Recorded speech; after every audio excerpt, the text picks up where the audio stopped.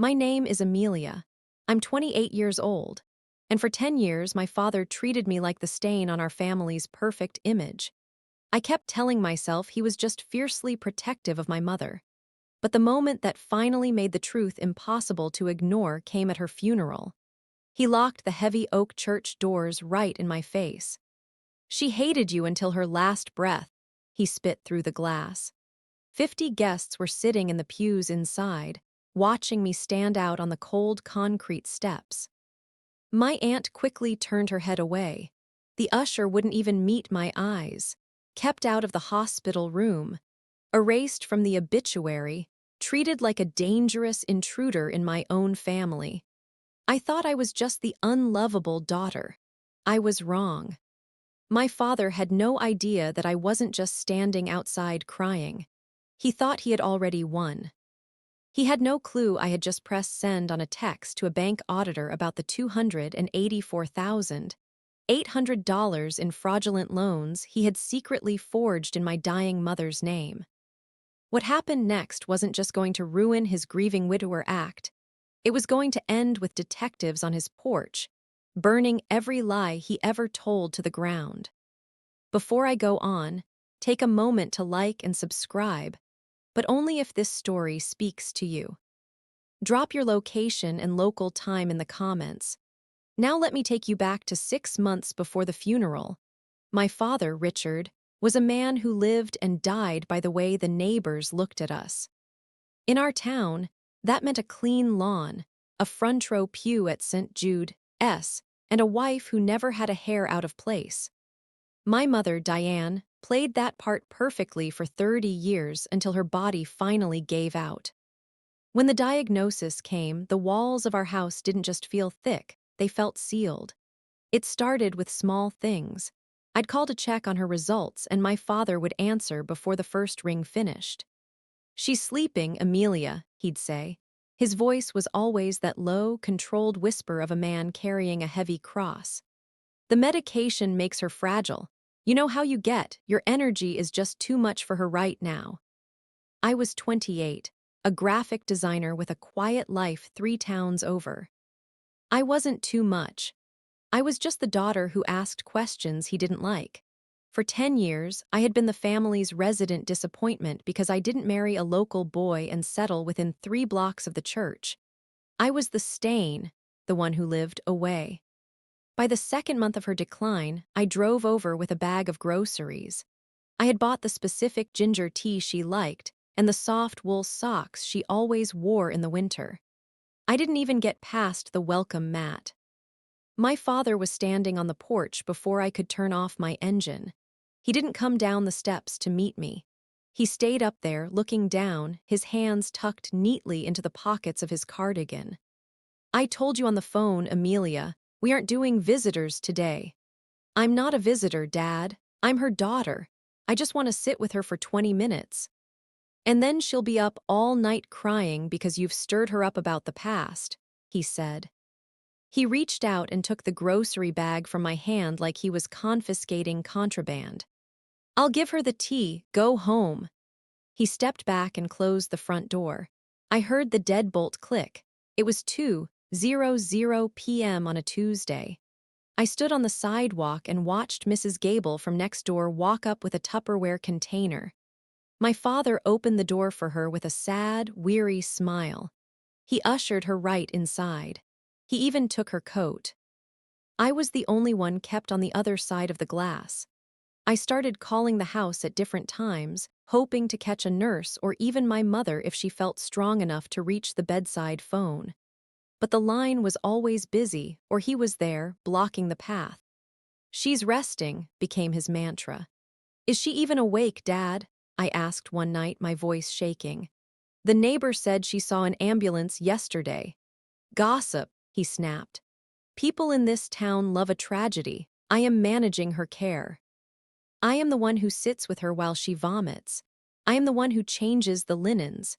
You just want to come in for the photo op so you can feel like a good daughter." I didn't want a photo. I wanted to hold her hand. 3 weeks later, the shift happened. He stopped answering my calls entirely. When I showed up, the driveway was full of cars belonging to his friends from the Knights of Columbus. They were having a prayer circle in the living room. I walked up to the door and tried the handle. It was locked. I knocked, softly at first, then harder. My Aunt Sarah opened it just a crack. She looked at me with a mix of pity and something that felt like practiced disappointment. "Amelia, your father says it's better if you stay back for a while. Your mother is very low. She needs peace, honey, not whatever this is." "Whatever this is, Sarah, please let me see her just for a second." "He's her husband," she said, her voice dropping. "He knows what she wants. And right now, she wants him. He's been a saint through this, Amelia. Don't make this harder on him." She closed the door too. I went to my car and sat there. I watched the house. I watched the lights in my mother's bedroom stay dim. I saw the hospice van pull into the driveway an hour later. Two women in scrubs got out carrying equipment. I stayed until my father came out to get the mail. He saw me sitting in my car. He didn't wave. He didn't acknowledge me. He just walked to the box, took the envelopes, and looked directly at me while he walked back inside. That was the day the hospice care became permanent. It was also the day he changed the house codes. He had completely cut off my access to her life, her room, and her voice. I spent the next few nights staring at my phone, waiting for a text that never came. I sent her messages I knew she wouldn't see. "I love you, Mom. I'm right outside. I'm trying to get in." He had built a fortress around her deathbed, and he was the only one with the key. I was 28 years old, and I was being treated like a stranger who had lost her right to say goodbye. I didn't know then that he wasn't just guarding her peace. He was guarding a paper trail that began the moment she lost the ability to speak for herself. He wasn't a saint. He was a sentry, and I was the only person who might actually look at the mail on the counter. The first time I realized the cost wasn't just a missed goodbye was a Sunday morning in late October. My mother had been in hospice for 3 weeks. I hadn't heard her voice in 14 days. I decided to stop playing by my father's rules. I didn't go to his house. I went to St. Jude S. In our town, if you want to find someone's conscience, you look for it in the third pew during the 10:00 a.m. service. I waited in the vestibule until the final hymn started. When the heavy oak doors swung open and the congregation began to spill out, I saw him. My father was at the center of a small crowd, looking every bit the tragic, dignified widower-in-waiting. He was wearing his best charcoal suit, nodding solemnly as people patted his shoulder. I stepped into his line of sight. The air between us turned cold instantly.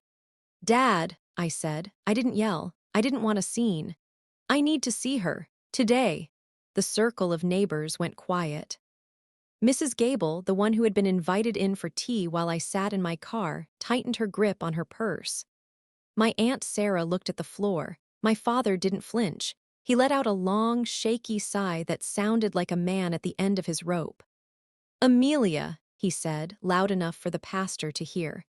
"This isn't the place. I've told you your mother needs her rest. Why must you make her final days about your financial anxieties?" I froze. "My what?" "We all know you're struggling," he continued, his voice dripping with a fake, pained kind of sympathy. He looked around at the onlookers, playing his audience perfectly. "But asking her for your inheritance while she's still breathing, it's more than she can take. It's why her blood pressure spikes every time you call.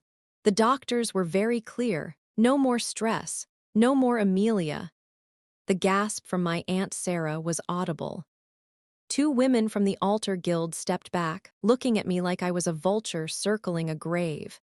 "I never asked for money," I whispered. My face was burning. "I just want to hold her hand, Dad. You know that's a lie." "Please," he said, closing his eyes as if he couldn't bear to look at me.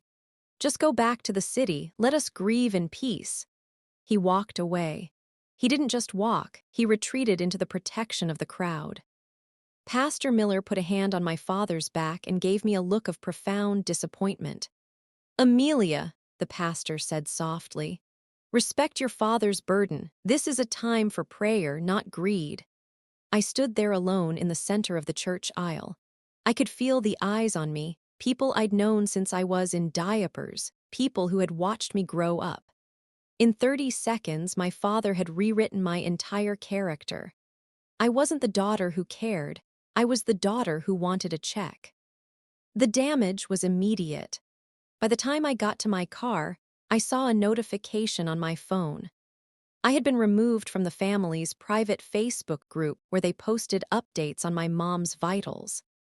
I drove to the local diner to clear my head, but when I walked in, the two ladies from the church choir who usually waved at me suddenly became very interested in their menus. The greedy daughter narrative was already halfway across town. That evening, I went to the grocery store. I ran into my old high school track coach, a man who used to call me the most honest kid on the team. He saw me in the produce aisle, adjusted his hat, and pushed his cart down a different row without saying a word. The social ties that held my life together in that town were snapping, one by one. My father wasn't just locking me out of a room, he was locking me out of my own reputation. I went home to my apartment and sat in the dark. I felt like a ghost. I was mourning a woman who was still alive, and I was being blamed for her suffering by the man who was actually causing it. I picked up the mail I'd grabbed from my box on the way in. Most of it was junk. But there was one thick envelope addressed to my mother, forwarded from the family home to my apartment because of an old joint account we'd closed years ago. The forwarding sticker was yellow and peeling.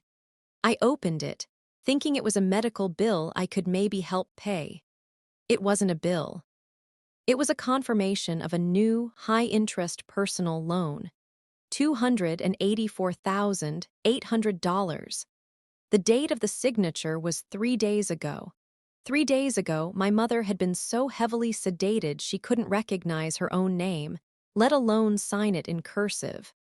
I stared at the paper. My father's voice from the church steps echoed in my head. Why must you make her final days about your financial anxieties? He wasn't just projecting. He was setting a fire so he could point at the smoke and blame me for the matches. The cost of his lie was my entire social standing, but the cost of his truth was going to be a prison cell. That was the first time I didn't feel like a victim. I felt like a witness. I went to the drawer where I kept my old laptop.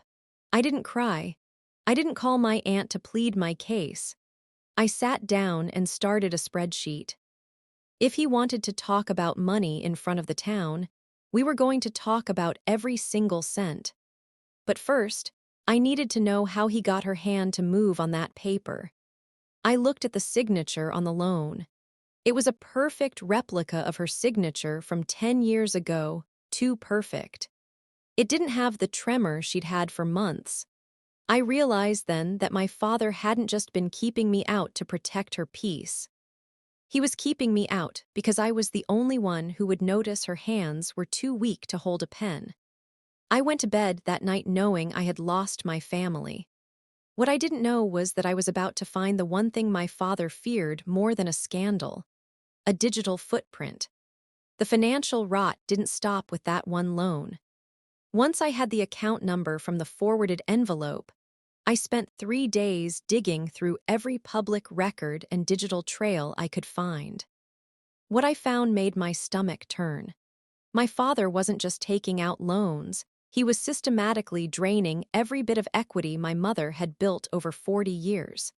He had taken out a second mortgage on the house. He had cleared out her personal savings. And the whole time, he was telling the town he was liquidating his own retirement to pay for her care. I saw the neighborhood's reaction in real time. A GoFundMe appeared on my Facebook feed, started by Mrs. Gable.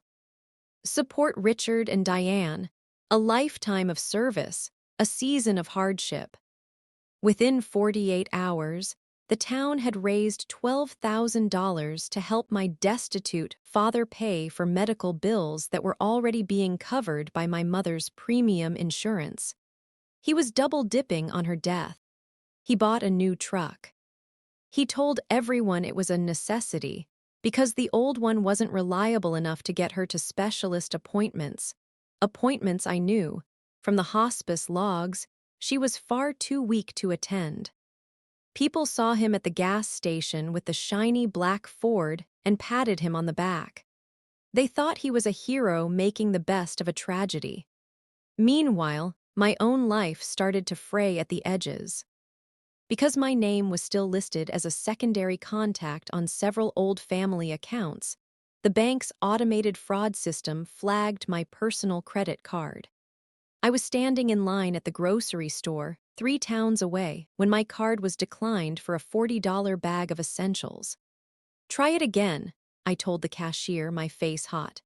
"Declined, ma'am. It says refer to issuer." I had to leave my groceries on the conveyor belt and walk out. When I called the bank, the representative was blunt. "There's an unusual activity flag on your profile, Ms. Miller. It's linked to a high-balance loan application in your mother's name that failed a verification check." The $284,800. My father's greed was bleeding into my world. He was using our shared history as a bridge to pull me down with him. The next morning, I drove back to my hometown. I didn't go to the house. I went to the local library and used their printer to make copies of the loan documents. I was sitting at a corner table when my Aunt Sarah walked in. She was there for her weekly book club. She saw me and her expression went from neutral to disgusted in a second. She didn't even try to hide it. "I heard you were calling the bank, Amelia," she said, standing over my table. "Richard told us.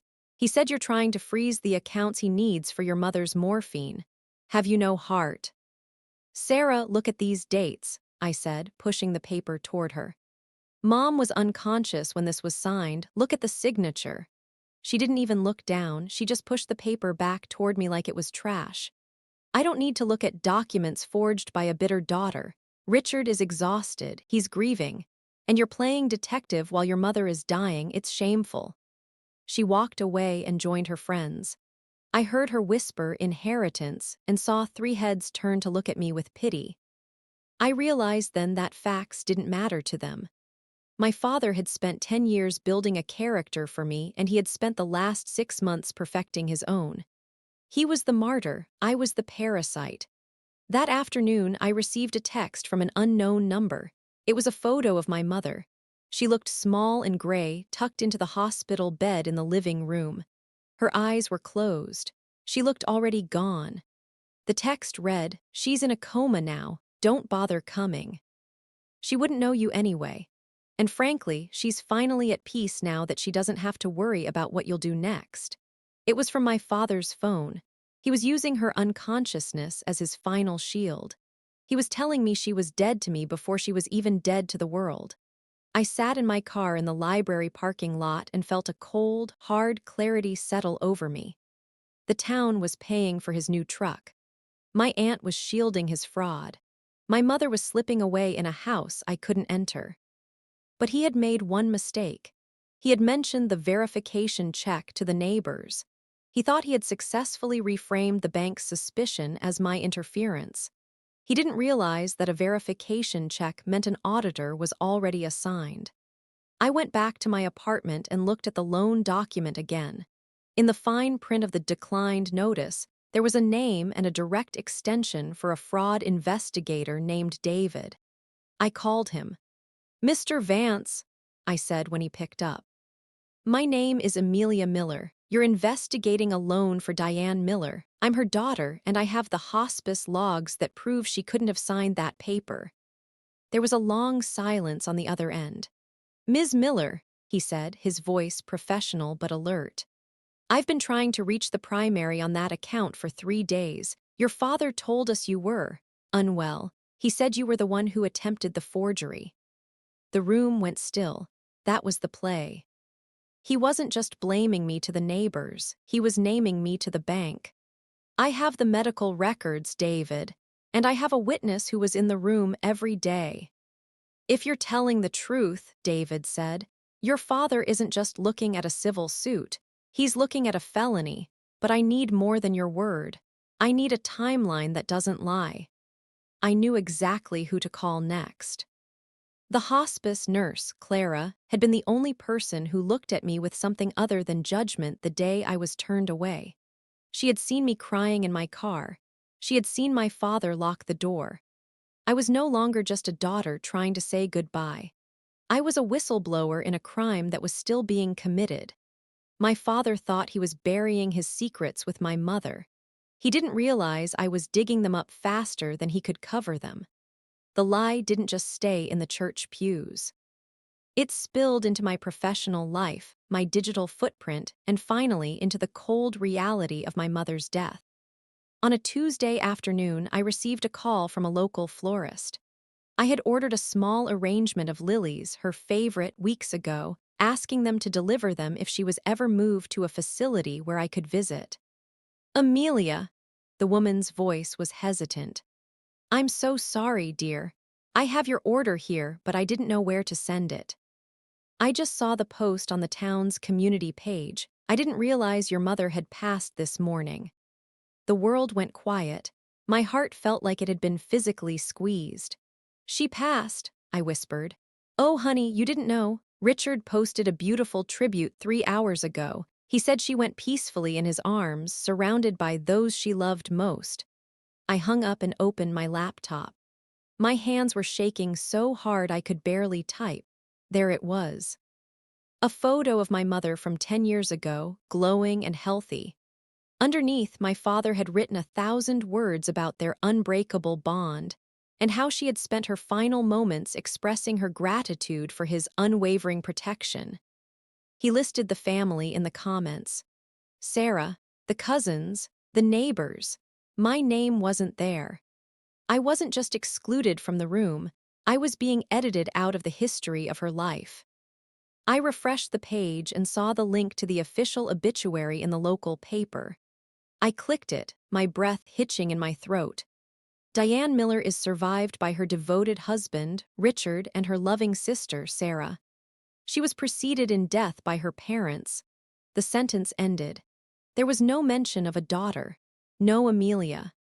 To the 5,000 people who read that paper, Diane Miller had died childless, or perhaps with a daughter so shameful she didn't deserve a line of ink. I wasn't just grieving a mother. I was being forced to watch a stranger bury her while he pretended I never existed. The dread in my chest moved from my heart to my gut. If he could erase me from an obituary, he could erase the $284,800. He was already using the grieving widower shield to deflect any questions about the estate. Every time a neighbor asked if they could help with paperwork, he'd break down and say it was too painful to look at the numbers. He was using their empathy as a silencer. 2 days before the funeral, I went to the local branch of the bank where my mother had kept a small childhood savings account in my name. I wanted to close it, mostly because I couldn't stand the thought of having one more tether to a system my father controlled. The teller was a girl I'd gone to middle school with, a quiet woman named Jenny. She looked at my ID, then looked at me, her eyes darting toward the manager's office. Amelia, she whispered, leaning over the counter. I'm not supposed to say anything, professional ethics and all that, but I saw your father in here yesterday with a power of attorney form for your mother's accounts. He has POA, I said. That's normal, Jenny. Not for accounts that were flagged 3 weeks ago, she said, her voice dropping even lower. He tried to move $250,000 into a private offshore investment holding. The system blocked it because of a pending verification on the signature. He told the manager you were the one who tried to block the medical payments. He's lying, Jenny. She was in a coma when that was signed. I know, she said, sliding a small slip of paper across the marble counter.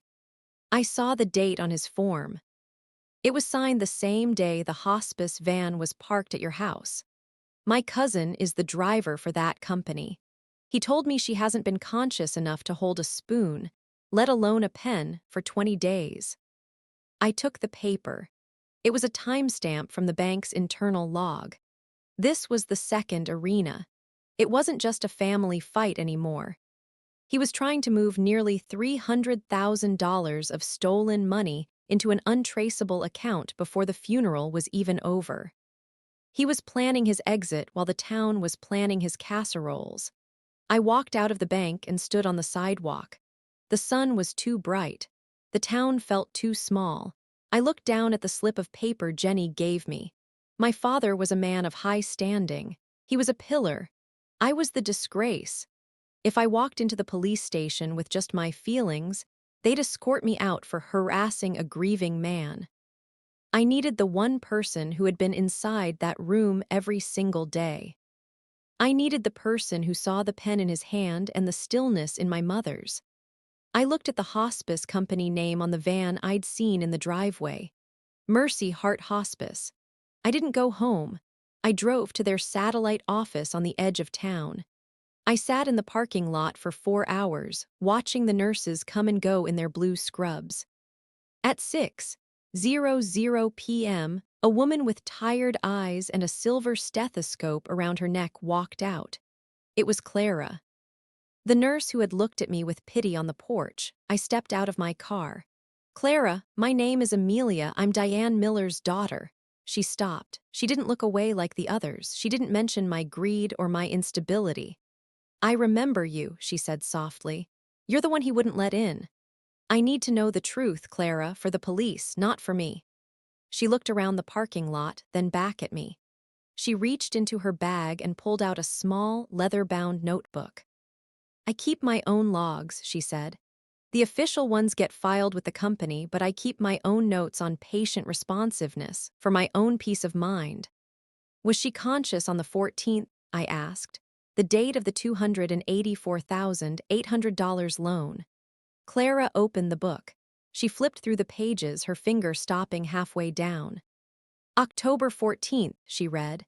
"Patient Diane Miller, non-responsive, GCS score of 3, pupils fixed, no voluntary motor function." She looked up at me. She couldn't have signed a birthday card, Amelia, let alone a loan document. "Will you testify to that?" Clara looked at the Mercy Heart logo on the building behind her. She looked at the exhaustion in her own reflection in my car window. "Your father told me you were a drug addict who was trying to steal her morphine," Clara said. "But I watched you stand on that sidewalk for 6 hours in the rain just to see her window. I know what a grieving daughter looks like. And I know what a thief looks like." She reached into her bag and pulled out a business card. "Call me when you have the auditor on the line. I'm done being part of his protection." I had the medical timeline. I had the bank's fraud flag. I had the witness. The story was getting bigger than my father's porch. It was getting big enough to crush him. Part 5, Clara didn't just give me a business card. She gave me a reason to stop feeling like I was the one who had failed.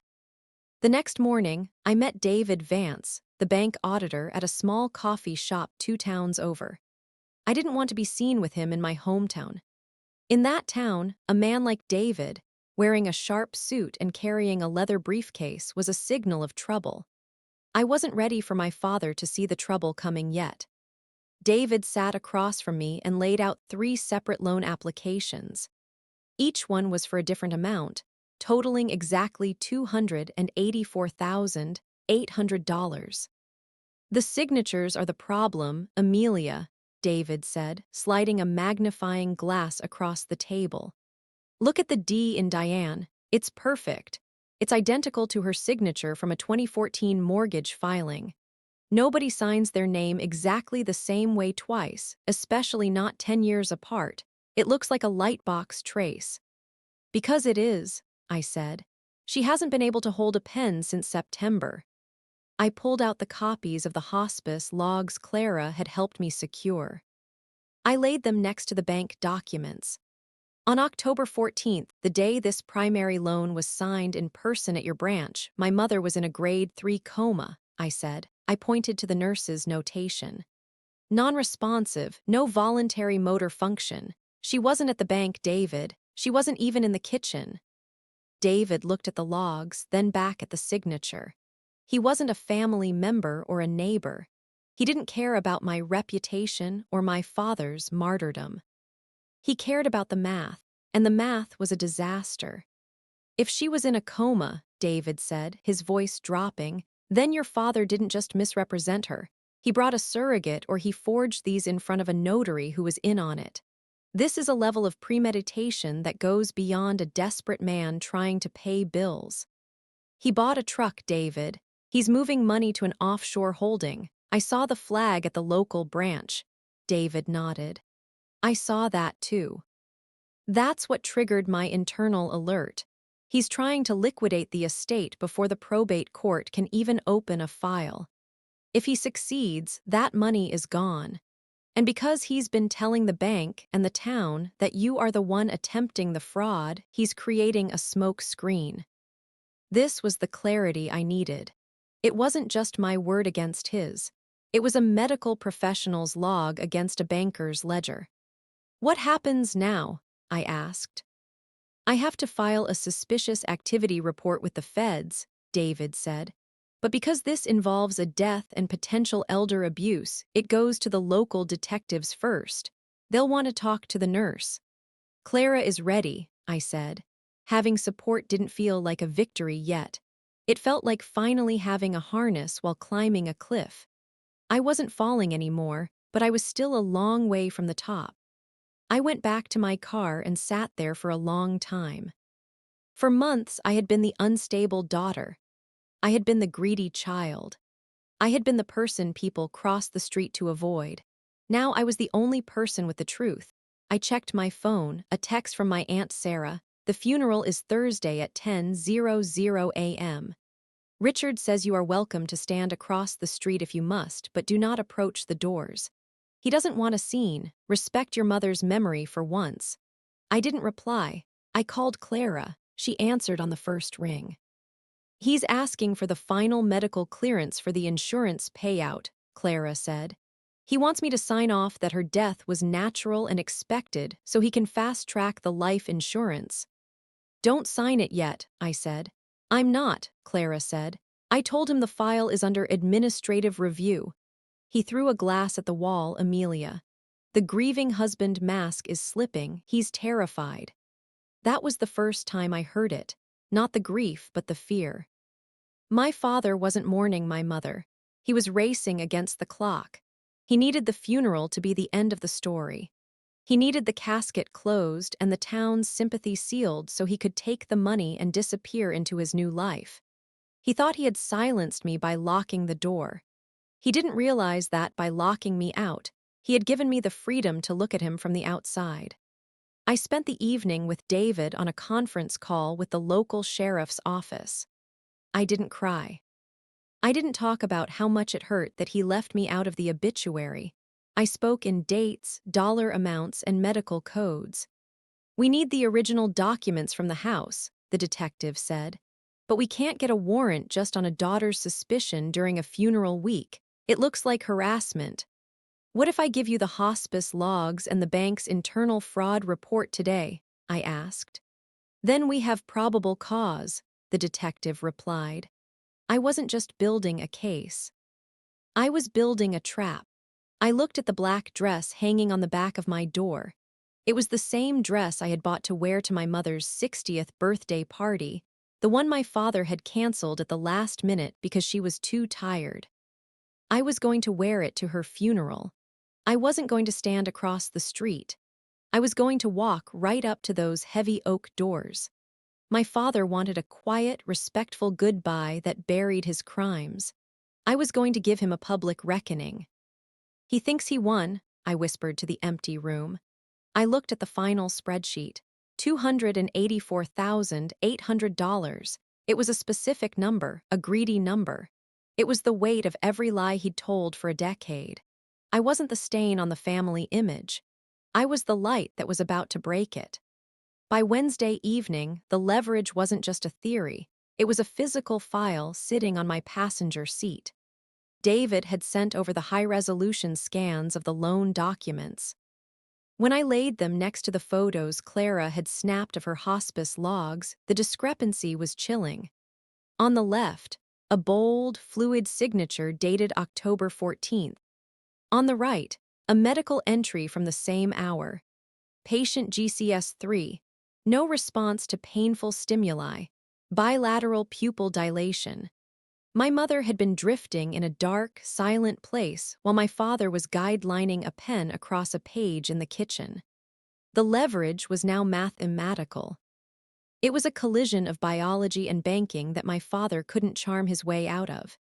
He could tell the neighbors I was unstable all he wanted, but he couldn't tell a forensic document examiner how a comatose woman performed a perfect 2014-era signature.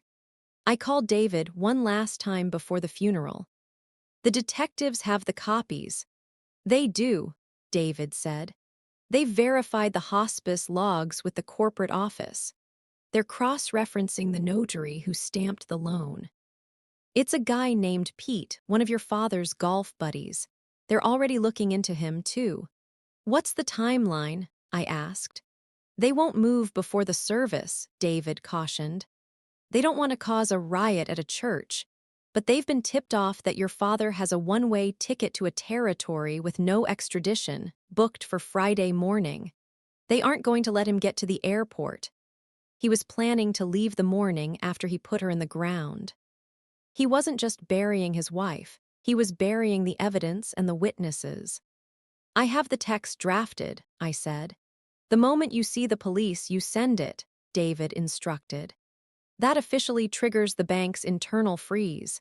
It's the final piece of the protocol. Once you hit send, that $284,800 belongs to the state's fraud department until the investigation is over. He won't be able to buy a pack of gum, let alone a plane ticket." I looked at the draft on my phone. One word: confirm. I spent that night in a motel 10 miles outside of town. I didn't want to be at my apartment if my father decided to make one last, concerned visit to intimidate me. I sat on the edge of the bed and looked at the black dress I'd laid out. For 10 years, I had been the one on the defensive. I had been the one explaining why I wasn't married, why I lived away, why I wasn't enough for the family. My father had used my mother as a shield to keep me small. Now, her truth was the only thing I had left to use as a sword. I thought about the $284,800. It was such a specific, jagged number. It was the exact price he had put on her dignity. He hadn't just stolen money. He had stolen her final moments of being a person instead of a transaction. I realized then that he had never really loved the woman. He loved the image of her. He loved the devoted wife who stayed quiet, and he loved the dying wife who could be used to harvest sympathy and cash. The leverage was ready. I wasn't just a daughter anymore. I was the person who was about to turn the perfect widower into a lead story on the evening news. I didn't sleep. I just watched the clock on the nightstand flip from 3:00 to 4:00 to 5:00. At 6:00 a.m., I got up and put on the dress. I brushed my hair until it was as neat as my mother's used to be. I didn't wear jewelry. I didn't wear makeup. I wanted to look exactly like the daughter he had tried to erase. I drove toward the church. As I passed the town limits, I saw the florist's van from the day before. They were delivering more arrangements to St. Jude's huge, expensive wreaths that the town had paid for. I looked at my phone. The signal was strong. My car was full of documentation. My witness was on standby. My father thought the funeral was his grand finale. He thought he was walking into a room full of people who would carry his grief so he didn't have to. He had no idea that the disgrace of the family was arriving with the one thing he couldn't lie his way out of: a paper trail that matched a heartbeat. I pulled into a parking spot 3 blocks away from the church. I didn't want to be blocked in. I needed to be able to leave the moment the police arrived. I walked toward the heavy oak doors. I could see the guests arriving: Mrs. Gable in her black veil, the Knights of Columbus in their sashes. My Aunt Sarah leaning on the arm of a cousin, dabbing her eyes with a lace handkerchief. They all looked like they were part of a play, and I was the only one who had read the real script. I felt the weight of the phone in my hand. It was cold. "I'm coming, Mom," I whispered. I wasn't going to her funeral to say goodbye. I was going to her funeral to get her justice. The day of the funeral was as gray and heavy as the house had been for months. I didn't drive to the church in a daze. I drove with a folder on the passenger seat and my phone's brightness turned all the way up. I parked 3 blocks away, exactly where I'd planned. I needed the walk. I needed the cold air to keep my head clear. As I approached St. Jude's, I saw the line of cars. It was a parade of high-end SUVs and polished sedans, the kind of fleet that usually signals a wedding, not a burial. But my father had always loved a grand production. The front lawn was already crowded. I saw the Knights of Columbus in their full regalia, standing like sentries at the bottom of the steps. They were men who had known my father for decades. They looked at me as I approached, their faces tightening into masks of stern disapproval. One of them, Mr. Henderson, actually stepped slightly to the left, blocking the center of the path.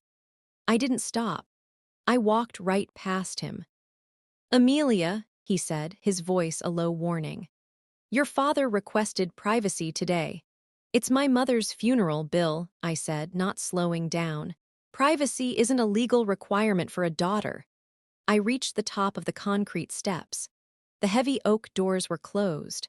I could hear the organ music leaking through the wood, a somber, expensive-sounding Bach piece. I reached for the handle, but before I could touch it, the right door swung open. My father was standing there. He didn't look like a man who had been up all night forging documents.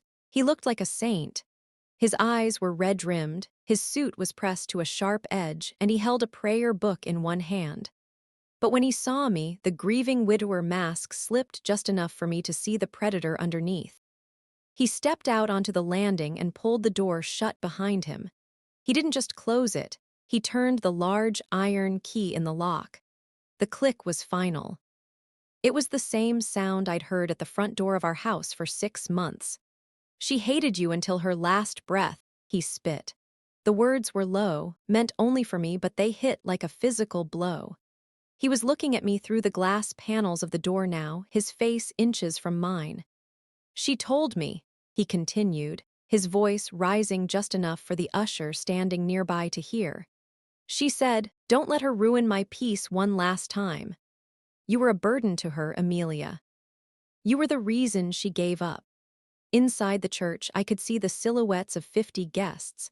They were sitting in the pews, heads turned, watching the drama on the steps. My Aunt Sarah was in the front row, her head bowed. The usher, a young man I'd gone to school with, quickly looked away, staring at the floor. "I have the hospice logs, Dad," I said. I kept my voice flat, dignified. "I know she was in a coma on the 14th. I know she didn't say a word to you." His eyes widened for a split second. A flicker of genuine panic crossed his face before he smothered it with a look of pure, theatrical disgust. "You're delusional," he said, loud enough for the first few pews to hear. "You're trying to claim her money before she's even in the ground, and now you're making up stories about her medical care. This is why she couldn't love you. You have a darkness in you." He turned his back on me.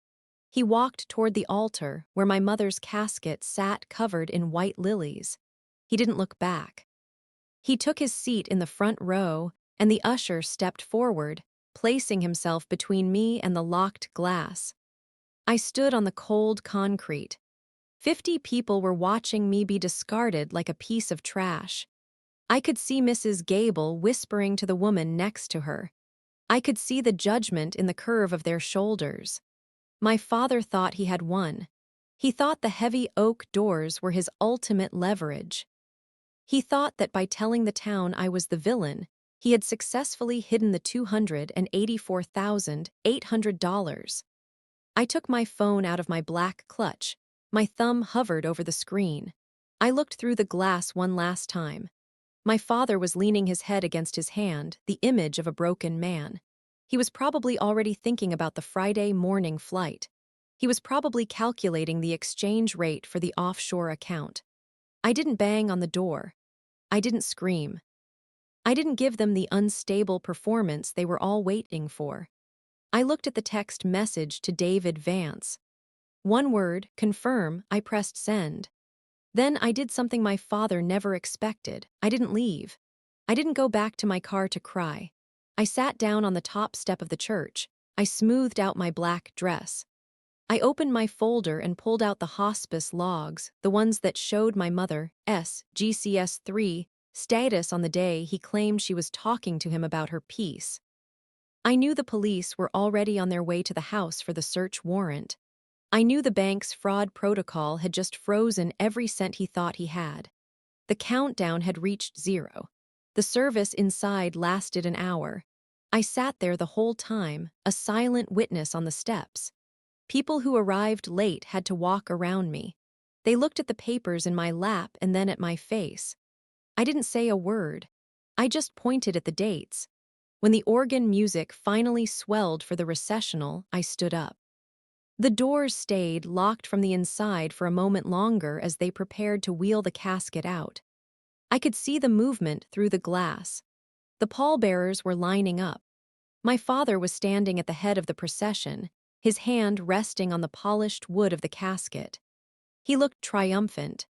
He had successfully finished the service. He had successfully kept me out. But as the usher reached for the lock to let the procession out toward the hearse, a dark blue sedan pulled into the church's circular driveway. Then another. 2 men in suits got out. They weren't carrying flowers, they were carrying badges. My father saw them through the glass. He froze. The hand on the casket started to shake. He looked at me, sitting there on the steps with the evidence in my lap. He looked at the detectives walking toward the doors. The perfect widower act was over. The public reversal was about to begin. The usher's hand was still on the heavy iron key when the first detective reached the glass. My father didn't move. He stood at the head of the casket, his fingers white where they gripped the polished mahogany. Through the glass, I saw his eyes dart from the badges outside to the exit behind the altar. He was looking for a way out, but the church was a trap of his own making. He had invited the whole town to witness his grief, and now they were going to witness his undoing. The usher unlocked the door, his face pale. "Can I help you, officers?" "We're here for Richard Miller," the lead detective said. He didn't lower his voice. The sound bounced off the marble floors and echoed up into the vaulted ceiling. The organ music cut off mid-chord. The silence that followed was heavy, broken only by the sound of 50 people shifting in their wooden pews. My father finally let go of the casket. He took a step forward, his face shifting back into the mask of the wounded martyr. "Gentlemen," my father said, his voice trembling with practiced outrage, "this is my wife's funeral. Whatever this is, surely it can wait until we've laid her to rest." "It can't wait, Richard," I said. I stood up from the concrete step and walked into the vestibule. I held the folder open. "Because the money you used to pay for those lilies was stolen from her while she was dying." The room gasped. My Aunt Sarah stood up in the front row, her face twisted in confusion. "Amelia, stop this. Have you no shame?" "Ask him about the loan, Sarah," I said, looking my aunt in the eye. "Ask him how Mom signed a $284,800 bank document on October 14th when her hospice nurse has her logged as comatose and non-responsive." The detective stepped between me and my father. "Mr. Miller, we have a warrant for your arrest on charges of felony fraud, identity theft, and elder abuse. We also have a search warrant for your residence and your private office." "This is a mistake," my father stammered. He looked around the room, searching for a friendly face. He looked at Mr. Henderson from the Knights of Columbus. "Bill, tell them I've been with her every second. I've sacrificed everything." Bill Henderson didn't speak. He looked at me, then at the folder in my hand, then back at my father. He didn't move to help him. He stayed in his pew. "The bank's internal auditor has already flagged the signatures, Richard," the detective continued. He pulled a pair of handcuffs from his belt. "We've already spoken to Clara, the hospice nurse. She's provided the medical logs. Your wife couldn't have signed those papers. She couldn't even squeeze a hand." My father's tragic widower posture began to crumble. His shoulders slumped not from grief but from the sudden, crushing weight of the truth. He looked at the casket, then at the detectives, and finally he looked at me. The hatred in his eyes was naked now. There was no more protection. There was only the rage of a man who had been caught. "You ruined everything," he hissed at me. "You were always the problem. From the day you were born, you were the only thing that didn't fit." "I fit the truth, Dad," I said. "That's why you had to lock me out." The detective reached for my father's arm. "Turn around, sir."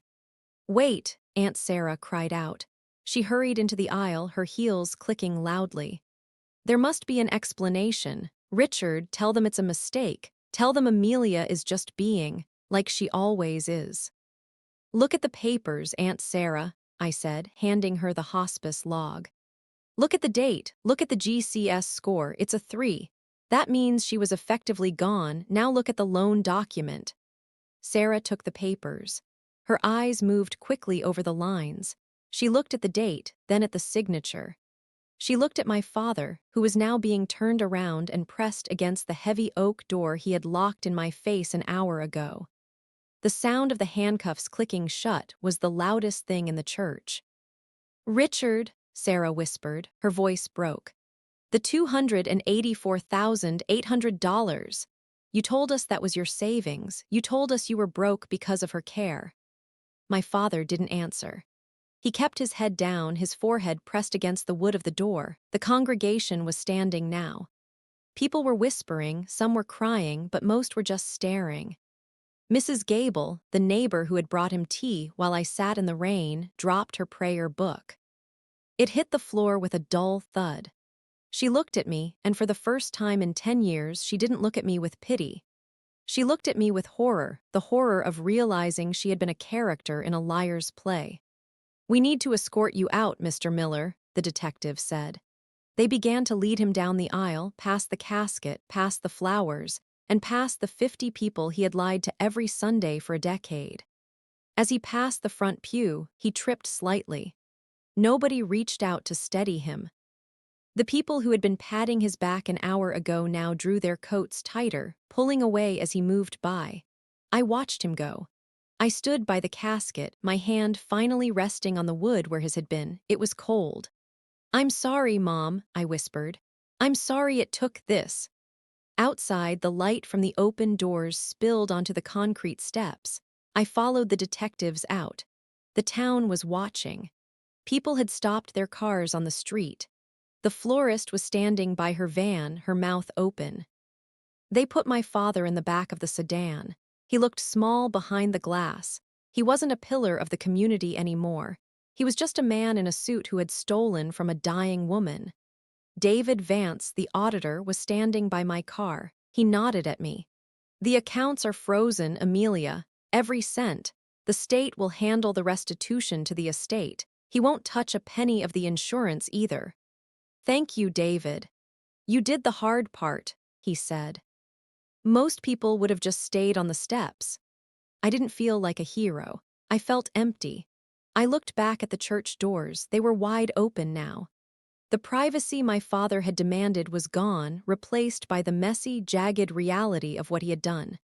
Aunt Sarah walked out of the church, her face pale and streaked with mascara. She walked up to me, her hands shaking as she handed back my folder. "I didn't know," she said. "Amelia, I swear I didn't know. He told us such terrible things about you. He made it sound like we were protecting her from you." "You weren't protecting her," I said. "You were protecting him. There's a difference."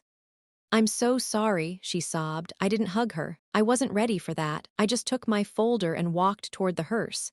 The driver was waiting, looking uncertain. "The service is over," I told him. "But she still needs to go home." We finished the burial with only 5 people present. Me, Sarah, the pastor, who wouldn't look me in the eye, and 2 detectives who stayed at the perimeter to make sure my father's friends didn't cause a scene. It was quiet. It was respectful. It was the first time in months that my mother wasn't being used as a prop. As the first shovel of dirt hit the casket, my phone buzzed. A notification from the bank. The $284,800 loan had been officially voided. The debt was gone. The fraud was documented. My father was in a cell. My mother was at peace. And for the first time in 10 years, I was the only one left to tell the story. I looked at the heavy oak doors of the church one last time before I drove away. They were just doors. They couldn't keep the truth out forever. The fallout didn't happen in a single explosion. It happened in a series of quiet, final clicks. The town's community page, once a shrine to my father's martyrdom, went silent for 3 days before the first police blotter was posted. When the news of the $284,800 fraud broke, the GoFundMe was frozen by the platform. The $12,000 in sympathy money was eventually returned to the neighbors, cent by cent. My father is currently serving his sentence in a minimum security facility 3 counties away. He tried to call me once from the prison phone. I didn't pick up. I didn't need to hear his voice to know he was still trying to find a way to make it my fault. In his mind, he isn't a thief. He's a victim of a daughter who didn't know her place. Aunt Sarah sends me a card every month. She talks about the weather and the church, but she never mentions him. She's living in a world where the perfect family image is shattered, and she's still trying to glue the pieces back together. I don't help her. Some things aren't meant to be fixed. A year after the funeral, I went back to the cemetery alone. I had saved enough from my own work to replace the headstone my father had picked out, the one that listed her only as a beloved wife. The new stone is simple gray granite. It says, Diane Miller, devoted mother. I sat on the grass and stayed until the sun started to dip behind the tree line. For the first time in 10 years, I didn't feel like a stain. I didn't feel like a disappointment. I just felt like a daughter. The truth is a heavy thing to carry, but once you set it down where it belongs, your hands are finally free to hold something else. I drove back to my life in the city, leaving the locked doors and the heavy oak pews behind. My father thought he could erase me with a lie, but he forgot that a lie needs a witness to believe it. And I was the only witness who knew how to read the fine print. What would you have done if you were standing on those church steps, watching the person who raised you lock you out of your own mother's goodbye? Drop a comment below and let me know. Have you ever been blamed for a family member's toxic behavior just because you were the only one willing to see it? I'd love to hear how you found your way out. If this story felt real to you, check out my other video about a family who faked a will and got caught by a single digital timestamp. Don't forget to like and subscribe for more stories about why the truth always, eventually, finds its way home.